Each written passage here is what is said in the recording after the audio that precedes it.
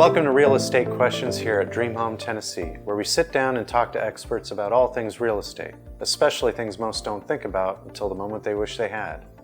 I'm Jeremiah Davis, Tennessee Realtor, and if you're looking for the benefit of experience and wisdom, you've come to the right place.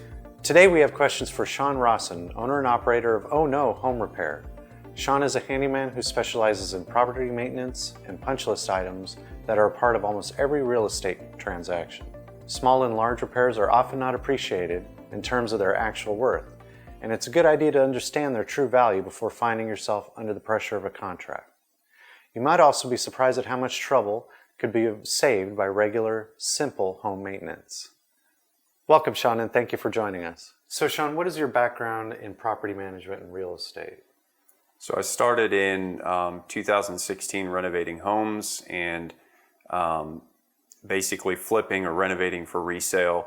And in the process of doing that, I got my real estate license so that I could have a little bit more control over that aspect of the real estate market, see what comps were and so on. And in doing so, I did a lot of the work myself. I did a lot of the realtor side work as well. And once I left that aspect of the market, I started doing handyman work for realtors and giving that value to them from both sides, understanding how the real estate side worked and also understanding how the maintenance side worked. And so I started into doing the repair items for real estate contracts. That's interesting. Do you think have you found that it's made a difference in terms of the way you communicate with people on all sides? Is there a difference? Sure. A lot of times in a real estate transaction, there's nervousness on the side of the buyer or seller, not knowing exactly what needs to be done in order to sell, or not knowing what needs to be done in order for the seller not to give them a low quality house. And especially even in new construction, there are things that you go through and a home repair person would say, yes, this needs to be done. And then also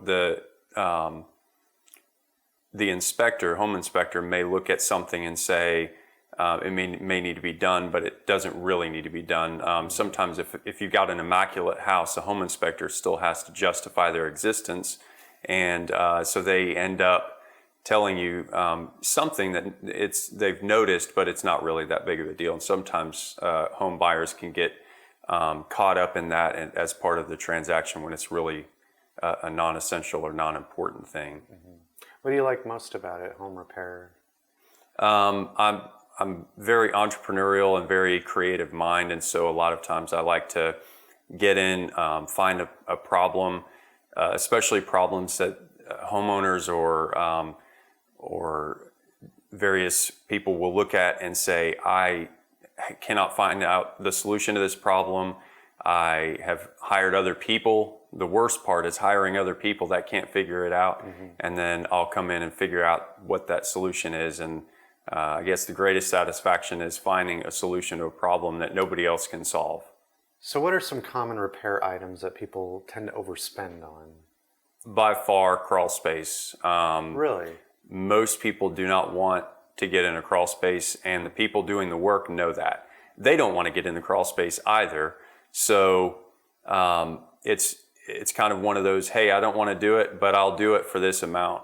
And then the homeowner says, well, I don't want to get in there either, so I'll spend this amount. So I've seen in real estate transactions something as simple as flipping the insulation. It's installed upside down very regularly. What I mean by upside down is the paper is supposed to go towards the heated end or cooled end, whichever has AC. And that's usually up in the crawl space. You're not supposed to see the paper. It's regularly flipped when somebody is hired to install it. And so in a home inspection report, you'll see, hey, this is upside down, and all it takes is literally to take it down, flip it over, and put it back. It's one of the simplest jobs a homeowner can do, and almost always they say, I'll just hire somebody to do it. And so pretty much anything in a crawl space is going to be a higher price, just because it's common knowledge in the home repair world that nobody wants to do it. And so there's a demand for it.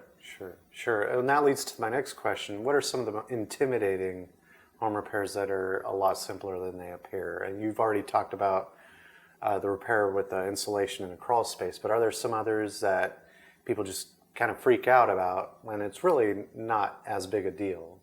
Right. A lot of things relating to toilets, either resetting or changing out the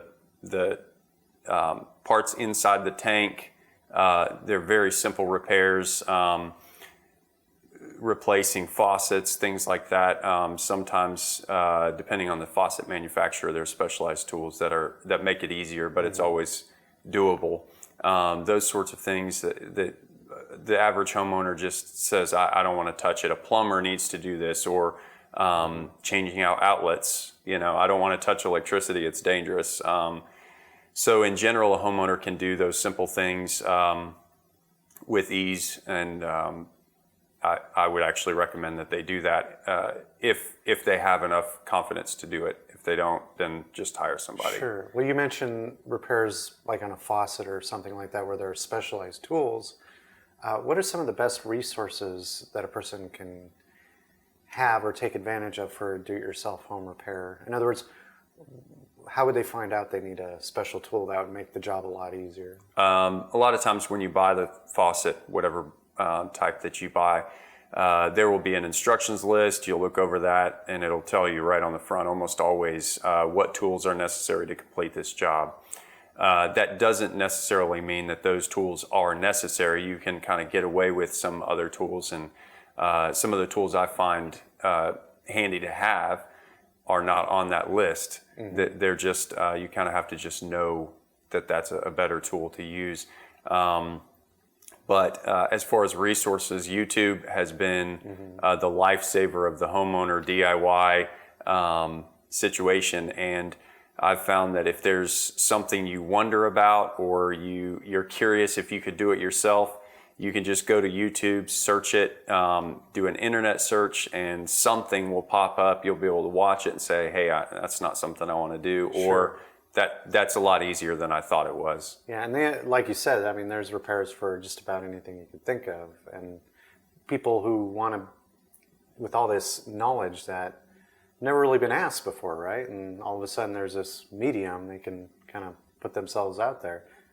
Are there ways that someone watching that video could tell whether this person's really an expert or really is someone to really follow? Or, I mean, you'd know right away, right? Right. I look at some of the videos and say they're correct, but maybe a little bit off, or something along those lines. If you look in the comments section of a video, a lot of times you can really see people will point out what's missing or what's misspoken, or sometimes they're super critical, and you can kind of filter through those, and they're just trying to prove that they know more than the person on the video, and so in some cases it's not relevant. But a lot of times you'll say, this was really helpful video, this helped me exactly what I needed. It helped me to understand what was needed to do this job. And so you'll really be able to filter through a lot of good and bad videos, because there are some bad ones out there as well. Sure. So what are some of the biggest differences between repairs that a layman can handle versus repairs that only really a licensed technician should take on?